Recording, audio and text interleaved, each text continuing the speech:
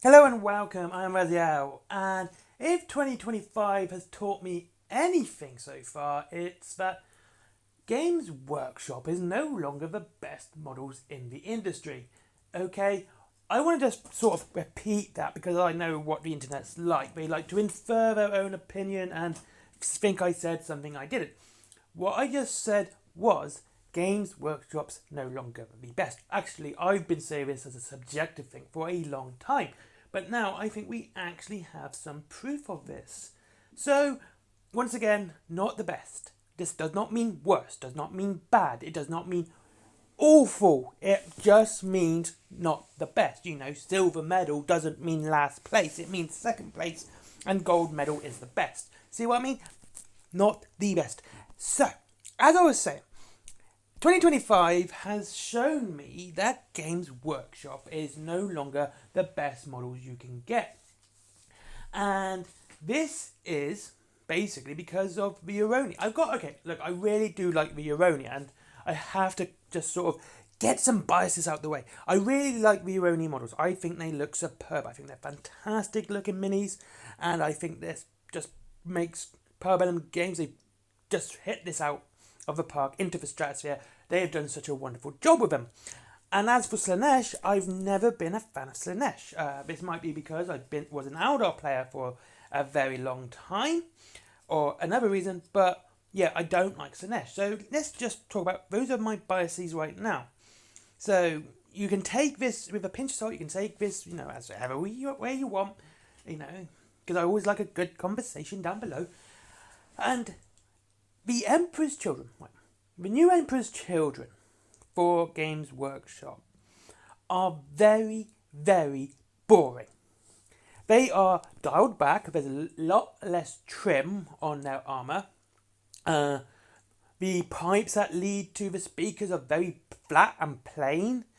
The weapons have very little ornamentation on them. Now, I know a lot of people complain about Chaos trim. Oh my god, there's so much trim on Chaos. Yeah, it can be excessive. That's the thing though, isn't it? I mean, that's literally the problem here. It's not excessive for the god of excess. This would be the one where you'd go, actually, I think we need to sort of go a bit further. We need to go a bit too much. And it would have been better for these than, say, the Death Guard. There's more detail on your standard Death Guard Plague Marine than there is on your Slanesh there, and your Emperor's Children. And to sort of further this, and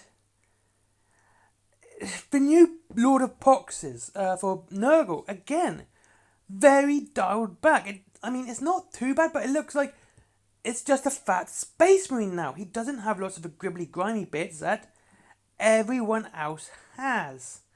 And it seems a bit weird that you have this new sort of restrained chaos where they would be all gribbly and grubbly and have lots of excessive designs and piercings. Where, the World Eaters, I was going to say World Bearers, the World Eaters, have, they're very ornamentation. But I've got a feeling the next lot are going to be even more dialed back. Now, this isn't always a bad thing. It's not always a bad thing. Sometimes when it's dialed back, it's very good. It can make the model breathe. It can make the model sort of seem better. And when you've got things like the Lord of Poxes and he has a very flat armour compared to, say, your average Plague Marine, so this Lord who's got far more, let's say, fun with Nurgle. He gets lots of presents from Nurgle. Very much a gift from Nurgle. Everything about him is just gifts, right? Especially someone who spreads disease, have this very basic plain armour, yet standard Plague Marine literally has a mouth gaping open over his armour. So, again, this dialing back is gone to... It's like Games Workshop don't know when to stop. They either go too far with a trim or not far enough. And you get either plain boring models, such as the new Lord of Poxes and the new Emperor's Children, or they go so far over, you got the last load of Chaos Space Marines, which are full of trim. And they're just starting to look kind of bland and boring. And now when you compare it to the new Euroni from Conquest, you have these elegantly designed models. They're not full of detail and too much trim. They got just the right amount. If you look at the Kitsanu, you can have a limited edition which has all those lovely foxes, but even without the foxes on the standard editions, they don't look bad. They look exactly as they should do. The limited edition, artisan model obviously has a lot more detail because it's there to be displayed, where the other ones are meant to be played with. So, but the fact is, with and without the foxes, they've managed to hit this lovely center point where it's good. It looks restrained enough, but with enough detail at the same time to really make it look good. But for some reason, with this last standard from Chaos from Games Workshop, they decided to just dial it all the way back and kind of just make them boring.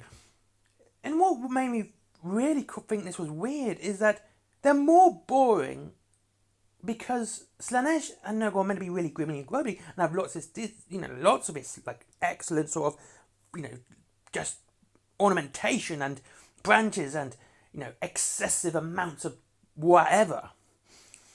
And now they don't, which makes them now more boring in comparison to the standard Horus Heresy Mark 3, 4, 5, 6, whatever armor. So when they were just normal Space Marines, they look more interesting then than they do now, because the Emperor's Children especially, because there is nothing to them. They're just, they look like standard Space Marines with big guns, which look boring and have the odd Slaneshi mark on it.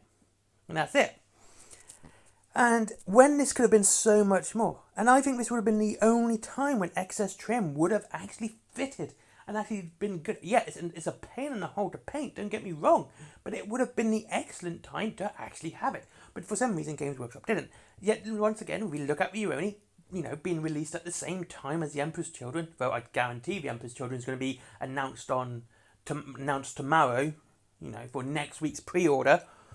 And so you see that Parabellum Games has hit that bang on. Just enough detail to make it look good, but not too much to clutter it at the same time. If you look at the Oni Akiaishi, look at the detail. Look at all these faces. They're nicely designed and they look good, but it's not too much. And I think the worst of this all, of all the episodes, is the new face of Lucius the Eternal. He just looks like some kid designed it. It's like they said, he's got to have lots of scars on his head. But his head is pretty much completely unscarred, but his face is scarred to ribbons. And people forget it's meant to be his head that's heavily scarred as well. It's like his whole head's a map work of scars.